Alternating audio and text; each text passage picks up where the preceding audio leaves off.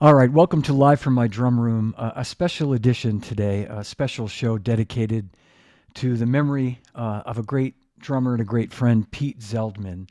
And I'm happy to be part of this when my friends Rob Wallace and Kenwood Dennard suggested doing something to remember Pete, who we sadly lost just recently. I was more than happy to have it here on Live from My Drum Room. Um, I met Pete about 30 years ago when he was on the faculty of the Drummers Collective in New York City, and there was no mistaking his passion and his energy. Rob and I were talking about this earlier. I remember him being so, um, just so incredibly passionate about his concepts for polyrhythms, really technical stuff that I'll admit was way over my head, but drummers like Vinnie Colaiuta and Kenwood Dennard and these really incredible drummers could certainly understand it and relate to it. And he was just such a kind soul. I remember that coming through more than anything else. And he moved to London, if memory serves, maybe sometime in the late 90s or early 2000s. He relocated to London and reached out to let me know he was going to be moving there. And I put him in touch with our office in London. I was working for Zildjian at the time. And I put him in touch with our office in London. And I want to say that I saw him again sometime in the 2000s when I was there for work. And we used to do the London artist sessions and invite all the artists out to, have a hang with us. And I think I saw Pete there. And that is where he lived for the rest of his life, rest his soul. So anyway, thank you for joining me today for this tribute and this show that we're going to dedicate to the memory of Pete Zeldman. And with that, I'm going to bring in my guests, my panel today, and let me bring them all in.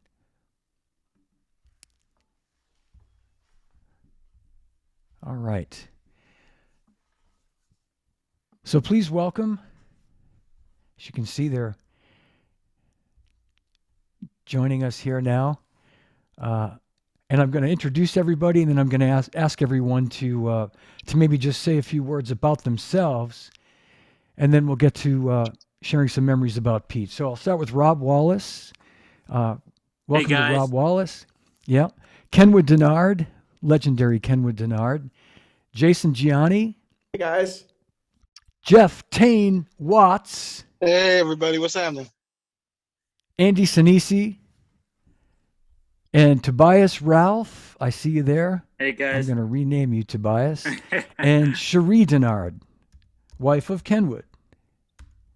Hey. So, welcome everybody. And maybe Rob, let's start with you. I mentioned you in the introduction that I met Pete through, coming to the school and the collective, and maybe you can start by telling us about yourself and your affiliation. Yeah, I'm Rob Wallace, and people call me Rob. I, I was a student actually at Drummers Collective for a short period of time, and then found out the owner wanted to sell. It was on 42nd Street, a very small school, and I met the guy that was sitting at the front desk. We had a sandwich or two, and Paul Siegel, and literally. Next thing I know, I owned a business in Manhattan. We paid very little money. We had no money. We each had about 25 cents. So we gave him whatever money we could scrape up, and then paid him off monthly for a long time until it was mainly just buying all the instruments. And so I owned Drummers Collective for a long time. Then we moved it down to 14th Street and 6th Avenue. And then I started shooting instructional videos in the early 80s with DCI Music Video, and then sold that to Warner Brothers, and then we resurrected it again under the name Hudson Music. And then my partner Paul at that point kind of bowed out after a little while, and I kept going, glutton for punishment, and started producing a lot of books, doing a lot of books and DVDs and digital and online, all kinds of online stuff. So yeah, now it's Hudson Music, and we had an app called Drum Guru, which we rolled into Hudson Music, and now I'm playing drums more than ever. But I still do a lot of stuff with Hudson Music. We're putting out a lot of product. And Thank you, Rob. you can call me Rob. You can call you Rob. Kenwood Dennard. I think you're muted, Kenwood. If you would, there we Okay, go. you're muted. That's the most popular phrase of the pandemic years of 2020. You're muted.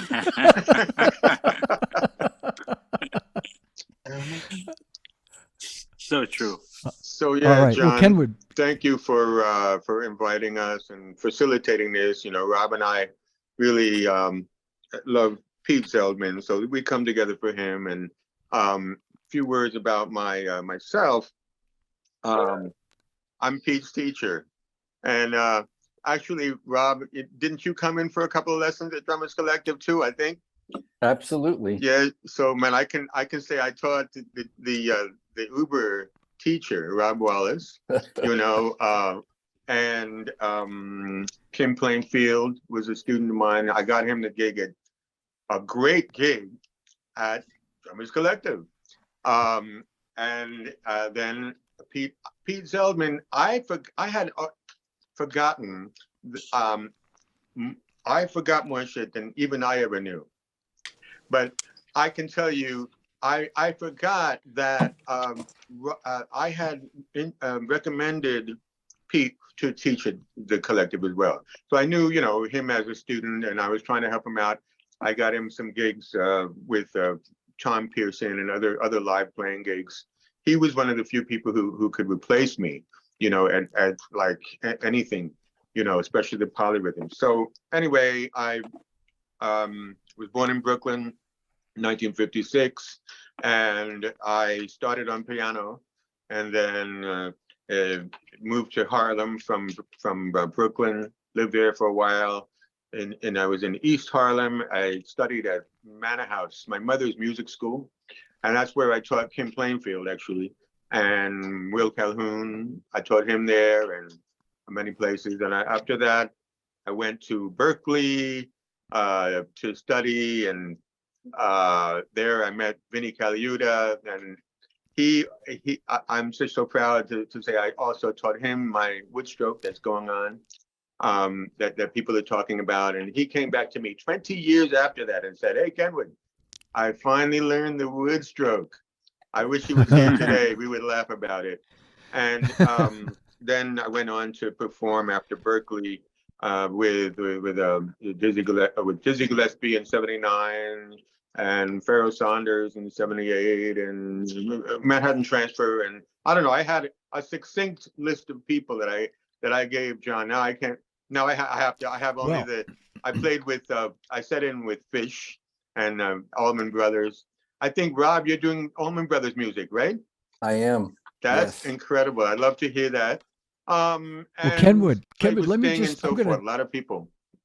Yeah, I'm going to just mention some of these names that you gave me. You mentioned Sting, Miles Davis, Wayne Shorter, Stanley Jordan, Jaco Pastorius. Bush Rock. Bush Rock. Thank you. Yeah, Bush Rock. Yeah, Bush Rock, exactly. those Allman are Brothers, my as you home said. buddies, you know, my home buddies, Delmar Brown, Ray West, Delmar. Trio, and so Serious Cherie, creds. who's the bass player? Josie Fine. From Israel. Josie Fine, Josie Fine. excellent bass player. So that's a little bit about me. I don't want to talk too much longer. All right. Well, I'm going to jump over to Tain just to make sure he's paying attention. And Tain, why don't you give us a little brief background on yourself? Oop. Yes, Tain, you're up. Okay, yeah, I'm Jeffrey Watts, Jeff Tain Watts. Born in Pittsburgh. Got into the drums through public school music system. I don't know. I just ended up in high school, like playing a lot of classical music, percussion ensemble, drum corps, a little bit of jazz band, and then I would do my classical stuff during the day. At night, I would go home and play along with James Brown or Stevie Wonder or whatever, Deep Purple, whatever was on the radio, and kind of taught myself drum set initially on my own.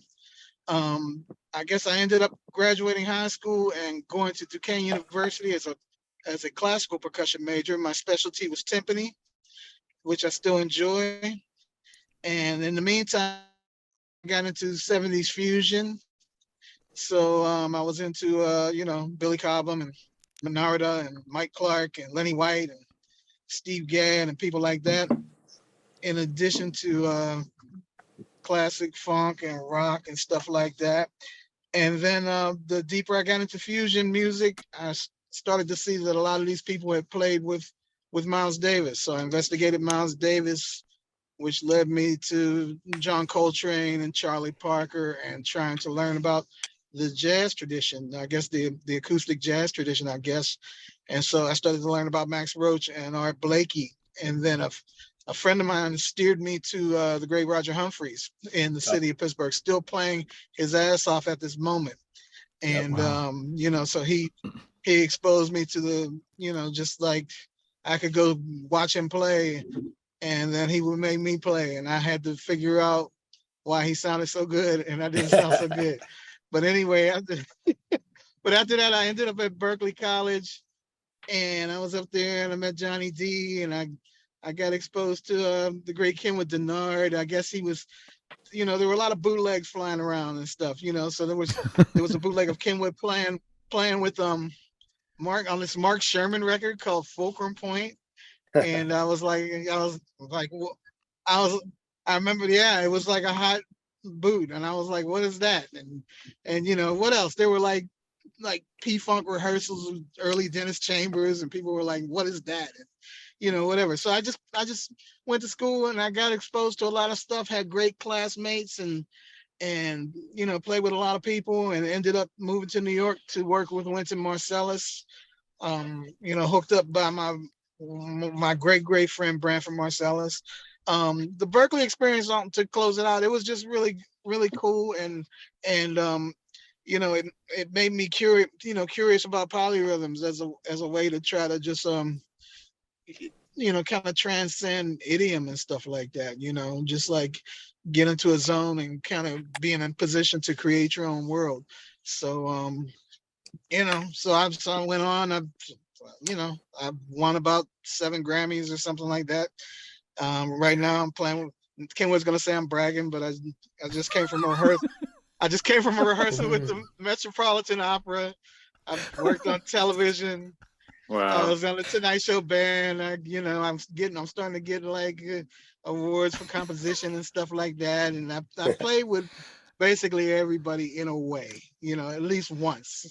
On the Tonight Show, I played with Elton John and Little Richard and Chuck Berry and Garth Brooks and all kind of people, So I've been very fortunate in my career. And I met Pete through, there was a guy at Berkeley that was from my hometown named John T. Smith. Maybe if you talk to like Just Gopin, or you talk to Lee Venters or different people, they would know him. He was like a really loud talking guy. I remember John T. Smith. John. That's I right. totally do, man. Yeah. Yep. You guys all hung. You and Smitty and him and Clarence Smitty Robinson. Smith. Yeah. Yep. Gene Jackson, all these great drummers and stuff. Yeah. And John, he just wanted to make sure I was comfortable in Boston. So he introduced me to everybody that was from Pittsburgh, and Pete had spent a certain amount of time in Pittsburgh. And so I started hanging out and going by his drum room and being mystified. And, he could just sound like he could play like normal music, but then he had this whole world where he could sound like a whole factory or something like that, and just be in control of it, And so the combination of him and Kenwood, that just led me to, just trying to make my own world with polyrhythms. So I use it a lot, and I use it a lot for composition, like to replace the need for a conductor with modulations and things like that. I use it for texture while being in control of time, and I just it's just a never-ending thing, as we all know. So I'm just trying to be in control of it, like a piano player is in control of harmony. I want to be able to regulate density of rhythm and stuff like that. But Pete was really good to me. I used to see him at Pooh's Pub with a band called Winter. And I think Walter Beasley was also in that band. And you know, he was just always helpful. He was always helpful. Woody was always helpful. The three of us shared a rehearsal space, like my second or third year in New York. I owe so much to so many people, and it's a privilege to be here today to honor somebody that was a brave musician. Oh, beautiful. Yeah, Amen. great. Yeah, fantastic. Well, Andy, Andy Sinisi, if you could, I know you were a student of Pete's and a very close friend, and maybe you could just tell us about yourself and share some stories and some memories. Sure. Thanks. First of all, thanks for having me in such esteemed company. I adore all of the players on this panel. Grew up listening to Standard Time Volume 1. I wore that out. Jeff's such a hero of mine. Anyway, Amen. So yeah, I met Pete when I was about Thank 16. You're welcome. You're a bad man. I met Pete when I was about 16 or 17. I had previously studied with Frank Katz, another great teacher that's recently passed, sadly, from the collective. And when I was studying with Pete, he was getting me ready to go to Berkeley, and he would always say, like, you can't use 95% of the stuff that I'm teaching. I just censored myself. 95%. You can say shit. It's okay. Because we say shit all the time. Like people want to hear pocket. They don't want to hear, 17 over the quadratic formula, with further partial subdivisions, He was just warning me that it's very niche what he was teaching, but I loved it. And he exposed me to a lot of amazing music. And the interesting thing about Pete, well, that's an endless topic. It's an ocean of a topic. But when he was doing the multi-pedal setup thing, you couldn't just go and get a Gahate bracket or go get multiple things that you could buy at Guitar Center. Like, he had to bust out like a soldering gun and go to Joe Casadas's place and have, the old drum store in New York, and have them kind of like, well, what do you want? You want to hit a snare drum with a pedal? Like, how's that going to work out? So the people that have subsequently done it, like Jason Giambia on the panel, and Marco Miniman and Thomas Lang, people like that, not to, they're incredible, but like Pete had to like weld stuff, so to have such a setup where he would have like cookie sheets that he would drill a hole in and hang it from the ceiling. I don't know if any of you guys ever went to his place on Mott Street in New York, where he recorded Other Not Elsewhere, that first record. But man, it was so heavy because it was gritty, it was real, it was cutting edge, super relevant. And when Other Not Elsewhere came out, it was my first year at Berkeley, and I was studying with Gary Chafee at the time outside of school because he wasn't on the faculty, but I wanted to study with the guy that, Vinnie and Mover and all those dudes studied with. So I got on the bus and went to study with Chafee, and I said, so what do you think of Pete's record? He's like, it's absolutely 100% genius, brilliant. But he's like, but what's the market for it? I said, well, it's kind of not the point. The point is, with all due respect to Gary, like, the point is, like, he was just making honest, amazing art, cutting edge stuff that, most people can still not replicate.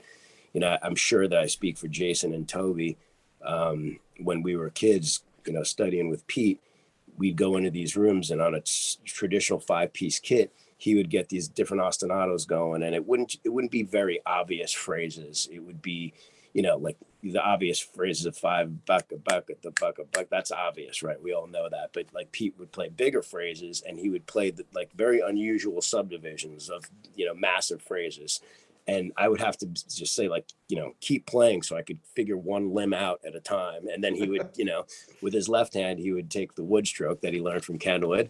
And Pete had a very unusual left hand technique. He could get it blazing, but it just kind of looked like no one else's left hand that I'd really seen. So, just so many amazing memories with Pete over the years, and to be able to share with you guys, I'm very grateful to be here, and I appreciate it. So the funny thing is all that stuff that Pete taught me, I ended up, mostly playing kind of meat and potatoes type stuff. Like right now, I've been playing with Frankie Valli for the last 5 years, and I play with Missing Persons and all these kind of poppy acts. But not playing too many, 19 over 17 over, kind of while I'm playing Cherie. That doesn't really come up, So, anyway, but thanks. But nice to have it in your back pocket, right? Yeah. Absolutely. There it will stay. Yeah. Well, let's go to Jason Gianni. Hi guys. First of all, thank you so much for having me today. This is such an unbelievable honor, not only to be with some of my heroes here and friends, but also honoring somebody that was so important in my life, in Pete. I'll keep it short to myself in that I have a master's degree in music and classical percussion, even though drum set is my main baby. Studied at Penn State University and came out with a master's and minor in jazz as well. I have been a teacher at the Drummers Collective for the last 17 years, along with Tobias. As a matter of fact, I'm at the new location now, for those who don't know, like Kenwood and some of you guys. This is one of the new rooms.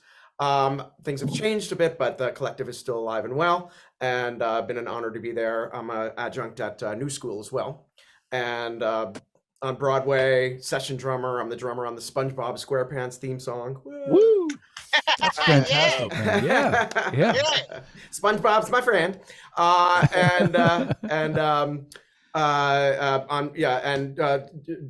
co-author of the Drummer's Bible, and I'm actually working on my polyrhythm book with Rob right now. So, and that's a huge part of my life, as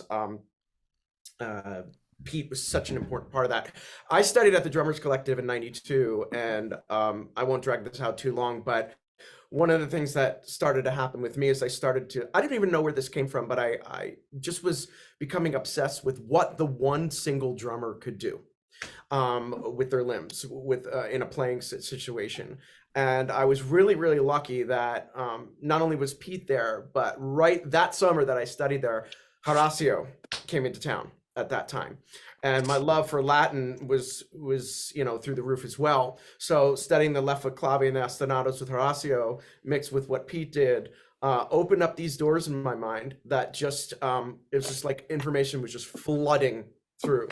And it changed my life and sort of designed who I was. And like Andy was saying, the majority of my money making is boom, crack as well. And the 19 gets put in a closet for a little bit, but it's still the creative side of me that I love to bring out from time to time, because it really makes that side of me speak, and I owe so much to Pete and the things, and Kenwood, of course, to the things that these gentlemen have done over the years and what they've given to the world. And I hope through discussions like this, more of the popular the drummers, the world of drumming will see what Pete has done for our instrument, and it probably will never be done again.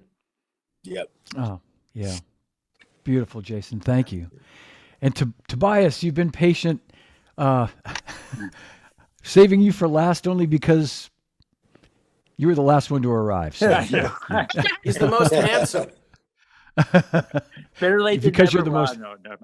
No, I'm kidding. You are the most handsome. Yeah. So right. So yeah, please tell everybody. We all know who you are, but tell everybody what you're doing and who you are, and your connection to Pete.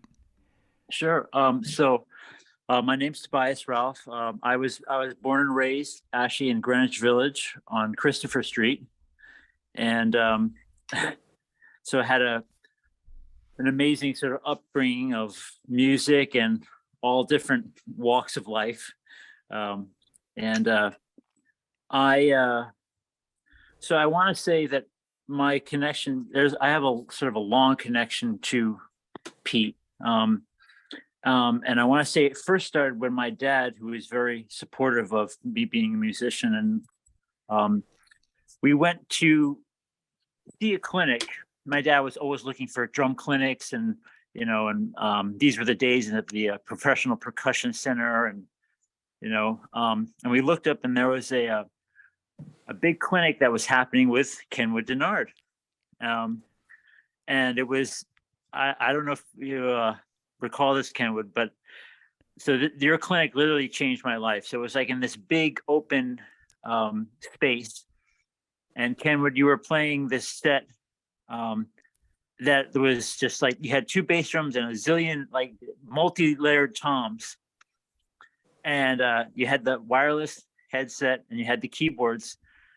And all of a sudden, my dad and we were just watching it, and I'm like, I literally probably shit my pants and threw up at the same time because Sounds like a I really hate good when day that for me. happens. I couldn't believe what I was seeing, you know, and I, you know, I had been raised on, obviously starting with Ringo Starr, Max Roach, and then a big, huge revelation with Billy Cobham, you know, so, you know, obviously seeing Billy was something that was just another dimension, but seeing what you did, I had never seen what we call, I guess, four-way coordination on that level, where it was still musical, and doing all this stuff one-handed and playing keyboards, and I'm going, what? Okay, how is this possible? Insane. You know, and then subsequently after that, my dad took me to the first Zildjian Day in New York, which was the last for a long time because they served alcohol at that one, and everyone was totally blitzed drunk, you know. So, like blitzed, like, you know, like someone got on stage, got beaten up. It was, you know, it's great. Damn. And but the opening was and Rob, I'm sure you remember this, was like a drummers collective seminar, or you know, and it was Frankie Malaby and Kim, and I think Bob Caranta and a bunch of other people playing, and it was amazing. And my dad said, you know what, I'm getting you there. You're going to go there. And I came to the collective, immediately met Rob. And back in those days, Rob was very good at keeping a poker face, you know. So, and you had to do a little audition at the collective. So I got up there, and my you know, main thing was at that point was like, oh, I had mastered the one drum fill that Vinnie Colaiuta does in You're So Square by Joni Mitchell. So that was like what I played, you know. I was like, I got this, you know. And I finished playing, and my dad's there with me, and we're looking at Rob, and you know, Rob he's looking at me, he's like, well, I think he's great. Great. We'll take him. I'm like, great, you know. I'm in. So then I started my you know, my time at the collective, where I studied with Kim Plainfield for, you know, 4 years, which was a whole, you know, amazing experience unto itself. And then I struck up sort of a friendship with Pete, and Pete was, you know, he was to me like almost like a big brother to me. That was how he was. And he was very, as I said, like one of the things that I always took away from Pete was that he would, you know, he was this, it was like, I always think of him as sort of like he, if you ever watched that movie Amadeus, you know, where he is just like, you know, he's crazy, and he's, you know, doing all this wild stuff. But when it came literally to his craft and his music and his students, it was, you know, nothing but super focused and filled with love and, you know, honest concern, and, you know, wanting the best for everybody, you know. So when I started taking lessons with him, one of the more amazing things with him was that, you know, he would sit me down, he would say, so why don't you think you're good? Why I'm like, well, you know, my dad, you know, there's a lot of pressure, and I just don't think I have what it takes. And you know, and he would sit there, you know, and as I said, sort of in this thing I wrote, that he would sit there with this cigarette in his hand, like back in those days, you could smoke in any of the studios in the collective. And he was sitting there, and his hand would sort of shake like this, and he would just kind of look at me and he's like, you got this. You're a great drummer and you can do this, and I'm like, well, I can't really do any of the stuff you're doing, you're showing me, but he would always challenge me. And then he would, he was so great at being able to break it down, and say, okay, so it's okay. You can't figure out where one is. You can't, this is, but, and, I think, now am I sort of being able to understand a lot of the stuff that she had showed me, and it's sort of, I think it's sort of a hard thing when you sort of come to grips of someone's genius after they're gone, and it was a hard thing because obviously I hadn't kept in contact with him, in a while, but I, would always remember, I can remember everything about all of our lessons, and just how open, how caring he was, and which was sort of, and it was a great also diversion from some of this from Kim, because Kim had a wonderful program, but Kim was also this pressure cooker, so you had to kind of walk in there with like, okay, I'm strong, I can get through this, I can do this, I know I'm going to be a better drummer for this, I know I am. Pete was, Pete would come in and he was sort of like the he'd come in and it was like he had been living this whole like rock star lifestyle right before he came into this lesson, oh yeah, I was looking at this hot girl, I'm sorry I'm late, don't worry, you'll understand this later on, and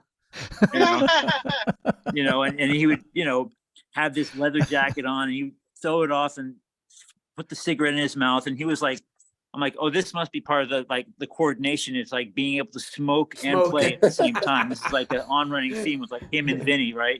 This is like, so, but it was just, I want to say that just more so than anything, I took from what Pete taught me was just, caring. And maybe a lot of people didn't always see that side of him or understand, but he was one of the most caring people. And I think as a teacher, there's a point where you sort of show your students sort of tough love and give them the pressure, but there's also a thing of being supportive. And Pete was always that way. No matter what, was always come in and be like, okay, what's going on with you? Let me help you. Let me, let me lift you up, and I think, and it gets me choked up to think about it, because that was the person he was, and I think, it just, that it's always carried with me, to, anytime I get frustrated with a student or I get frustrated with myself, I kind of always hear his voice and say, okay, well, look, it's okay that you can't do this. You're working on it. And yeah, majority of our life is spent playing boom, crack, and, but, it's okay to like have these, have this and start, kind of understanding this other level, but don't get frustrated, so, but I also want to say it's great to see all of you guys. I'm honored to be here as well. Jeff, I've never officially met you, but have always been a fan. And Wow. Kenwood, Thanks. I've always been a fan of you, and John, and Andy. Well, we go way back, and Jason, well, we've gotten in too much trouble. So. That was beautiful, Tobias. Thank you, man. Thank you. Yeah.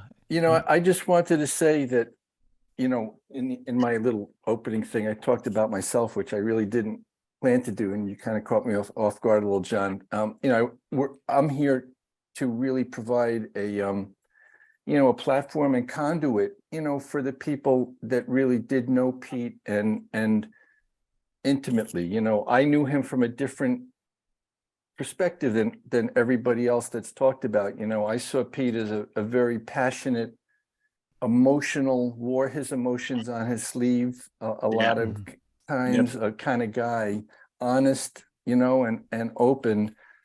And, so for me, I just, I lost track, kind of a connection with Pete after I left the collective. He left the collective, he moved to England, but about a year or so ago, maybe a little more, he reached out and we started messaging again. And, he let me know that he was really ill at that point and was fighting hard. And I would just send him a couple of line private message or something, through Facebook. And you just say, I'm thinking about you, how you doing? And, so I was really thankful for that reconnection. And then, a few weeks before his passing, we got to connect again. And that was around the time, I just want to make mention that Vinnie Colaiuta, which was a beautiful, beautiful thing he did. He, on his podcast, Breakfast, I think Coffee with Vinnie, Breakfast with Vinnie. Breakfast with Vinnie. Breakfast with Vinnie. He had Pete on as part of his podcast. And it was fantastic. Mhm. So I recommend anybody that wants to know a little bit more about Pete, check out Vinnie's podcast. Obviously, Pete meant a lot to Vinnie, and I just thought it was a wonderful thing that Vinnie did that. You could hear Pete struggling a little bit in the conversation, so it was a little disturbing in some ways, but beautiful. Really that Vinnie did that to expose and give Pete that chance to be proud, to be heard. Yeah. Yeah. The other I thing just I just shared the wanted link. to mention, if I may hold the court for one more second, is we lost Frank Katz, and even though this isn't like a drummers collective thing, it is because of all the kind of tentacles and arms here that go to or through the collective. And Kenwood was really, I told him earlier, kind of like the grandpappy, because of the collective faculty. Really, him and Frankie were really kind of the backbone in a lot of ways. There were some other, incredible teachers like Mike Larn and Hank Jaramillo, and many, many others. I don't want to go through that list, but Kenwood, really brought in Kim, and then Pete Zeldman, and then through Kim, Frank Katz, who was a student at the school from his early teens. I don't know how many, maybe Toby, you may know better. I think, Frank might have been 13, 14, 12. I don't know. Because when I first came to the collective, I think I was 13, and maybe Frank was like, I want to say 3 years older than me. And we were in a class like those workshop classes with Lenny White, and there was Frank, and I was like, I'm like, who's this? My dad's like, who's this egotistical redhead kid? like, shit. And he got on that set, and we're like, well, okay, yeah, I get it. Backing it up, This is badass. This is the badass redheaded kid. So I just wanted to open the floor for anyone that wants to say anything about Frank. Mike Clark had done. He was very close with Frank up to the end. He was. Yeah. Mike was actually talking to Frank's doctors when he was in the hospital. And, Mike was kind of keeping me abreast of things, which I was shocked to hear how Frank went into such a decline through COVID and other things. It was just a really bad combination of mental and physical disabilities that led to his passing. But Mike did something, and I was not able to attend that session. So I just thought today, if anybody also, not to detract from Pete, please feel free to talk about Pete. But if anyone wants to say anything about Frank, and even Kim, who I think about on a regular basis, I don't know, Kim just had this huge, in some ways larger than life impact, I think, on a lot of people, and including myself. I was, through a number of different things with Kim, and he's terribly missed, and his contribution also to what we all love and do was, incredible, and as was Frank's. he was kind of, and I'll just say the one image I have with Frank was he'd be coming in all disheveled. His jacket would be half off, like one arm one arm on, one arm off. Tomato sauce on his face and I'd everything. say, hey, Frank, I called him Francis. I'd say, hey, Francis, how you doing? He'd say, I'm late for my lesson. I got to run in the room, And, then all of a sudden you'd hear Kim like screaming, Frank, you're late again. It was kind of a scene, but anyway, I just, condolences to the families. Frank's brother, Ivan, who was also a great young man and really young when he was studying at the school. I mean, it was amazing. But anyway, I just wanted to say that. And Toby, I remember you coming with, and I remember talking to your dad, he was a great guy. And one of the most supportive, I learned a lot from him about being a parent. Oh, he would be happy to hear that, I know he would, We would sometimes talk in the lobby during your lesson when he'd be there, and I learned a lot about being a parent from him and a man, really. He just, his devotion to his child and the love, it was a real lesson there that goes way beyond 2 and 4 or 13 over 7. Anyway, I just wanted to get that in before we ran out of time, and maybe if you wouldn't mind, John, I'm not trying to take over the Johnny DTV here, but Cherie, I believe, has something that Bob Moses wanted to have read. He wasn't able to attend today, this session, but Bob and Pete had a very close relationship. And so Cherie, if you have that, if you would read that, that would be wonderful. Yeah, I do. And I would be more than happy to. I am deeply saddened by the passing of genius drummer Peter Zeldman. According to his wonderful, strong wife, Cheryl, Pete was in a lot of pain towards the end, so it's a blessing his spirit is free of a body that was no longer fun to be in. He will be profoundly missed. Many years ago, the great drummer Billy Martin gave me a cassette of Pete playing solo drums. Hearing this was an awakening that changed my life forever. He sounded like several drummers all at once. I was inspired to go back and restart my drumming from scratch in my 40s. Wow. I didn't know where he was, but I wanted to thank him for this giant contribution to drumming and music. I guessed that he probably lived in New York City, so I called Telephone Directory and asked if they had a listing for Pete Zeldman. They did, and sure enough, it was him.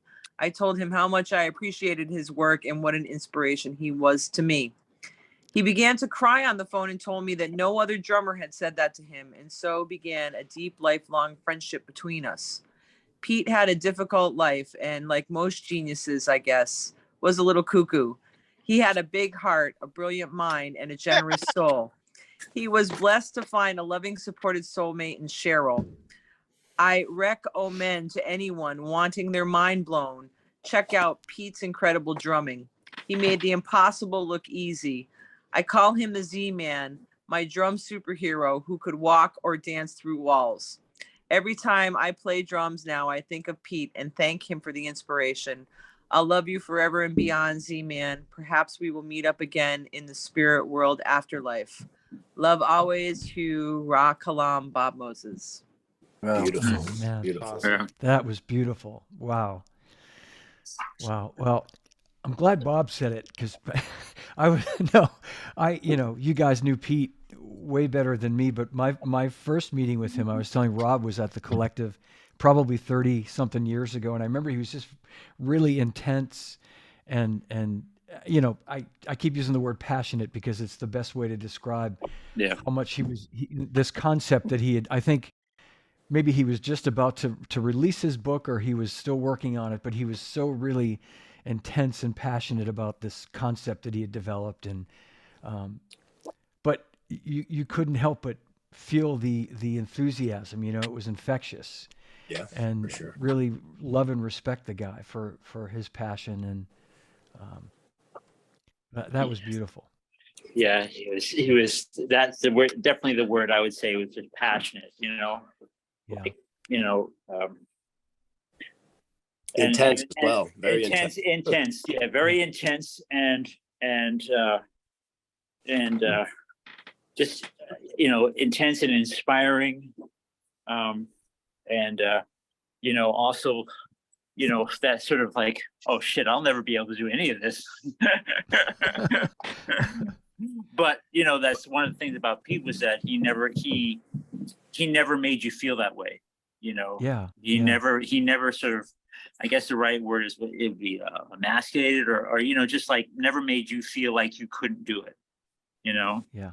Like, okay, I think he never wanted people to sound like him. He wanted us to sound like us, and it was kind of convenient that we would never be able to play what he played. You know what I mean? He was such an original that. As I was just going to say what you said, Andy, and he struck me, and you guys knew him way better, but very unassuming and humble, and that it wasn't, he wasn't trying to make a big statement about him. Really, it was really just more about, I want to share this with people. I want to impart this to other drummers, and it wasn't like, dig my shit, look what I can do, and you can't do it. It was just like, I want, and I think, I don't know, you guys know better. It probably frustrated him that more people maybe couldn't get it, or maybe chose not to get it. I don't know, but can I just tell one, Frank? I knew Frank Katz. God bless him, man. What a unbelievably kind soul, just like a giant sweetheart. teddy bear, and I remember this again. This would go back. I so many of these guys I met through you, Rob, through my Zildjian having this affiliation with the collective, and I'd come down there every couple of months and come and hang with you guys, with the faculty, and Frank. I think this would have been 30 something years ago, and he was really young, probably in his early 20s, I'm guessing, and a real up and comer, and had him playing our drumsticks, which are kind of like a new thing for Zildjian at that time. And Frank would call me, I'd be back in Boston, and Frank would call me and say, "Hey, I'm out of sticks. Can I get some sticks like tomorrow?" I mean, which is just, you had to be there, but it was like, well, Frank, I need more time, and I can't get them to you especially if he wanted his name printed. He's like, "Can I get some more? You printed my name on them last time." Well, we kind of have like a 2-week lead time to do that, so I can get the order down to the factory and they can print them, but so I can't have them tomorrow? I got a gig tomorrow. I thought it'd be cool to have him for and he was, again, you can only love him for that. You know what I mean? He wasn't thinking about that, because he was thinking about way bigger things. Like his playing, his brain was like so full of other things than worrying about getting his sticks for the gig tomorrow. And let's face it, we probably all know a lot of guys and gals like that. It's just, it's how their brain's wired. So, that Brand X record, man. Frank crushes on that Brand X record. Unbelievable. So smoking. It's still great. Tobias and I also, I'm sure I'm speaking for him, but we were honored to play. We had a memorial concert here about 3 months ago for Frank, and I was so honored to play for that. I'm sure Toby was as well, and his brother played. Ivan played, and Ivan pulled us aside before we played and started to talk about what happened with Frank and the old days of the collective. And man, he was really emotional, really emotional. Yeah, he was. Yeah, yeah, and it was this whole thing is really tough to digest, because I'm going through this now personally, of seeing an entire generation of people who influenced me leaving us. And it's I'm trying to kind of come to reality in my own head, and it's not easy. No, it's not. And I just want to say, you guys, this was such a great idea, Rob and Kenwood and everybody, to do this today. And it just, again, it's, I know I'm preaching to the choir, but the drum community, there's nothing like it. Family, man. I mean, family. It's such a great family, and to see you guys all, and Tain, thank you for doing this, man, while you're out and about, getting ready to win. Tain's on the verge of winning another Grammy right now, but he took time out of his day Go, Tain. to, Go ahead, Tain. to be here with us. That's Don't get awesome. pulled over, please. Don't get pulled over. No, I'm And cool. I got it. And we love him for that. And You no, guys are I the best. the community, the drum community is just, there's nothing like But it, and it first came and shining through here. foremost, and to that's the remember these same guys, with and I think with, that's so huge. with Frank Katz. He was very dispassionate when he played. He's very still. I met Frank, must have been 15 years old. I believe he went to the collective when he was 16, Rob, and we hung out and had so many lessons together. He was also a speed demon when it comes to the wood stroke. So that's the main thing. Kim Plainfield was the same way. He was very emotional. You couldn't necessarily always tell. Yes, he always had a very strict teaching method. Sometimes I had to take. Those were some of my methods. I'm so sorry. Some of some of those methods went on to his students. So I'm sorry in a good way. Nodar is someone who should be mentioned because he made the first snare drum for me by the left foot, which influenced Pete and Will Calhoun and many others. Your T-shirt, I already played, John, but nobody could hear it for some reason. We're going to do this again. That means the universe is telling us to record some of this. The Tommy Campbell was another person who was on the Zildjian day. And I asked him once, hey, you've got a lot of my concepts. Should I call you my student? He said, oh, hell yeah. He said, I am your student.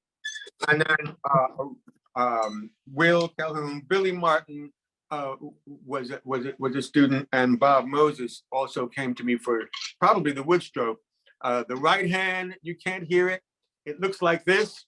So now you can be mystified because for some reason we cannot hear it.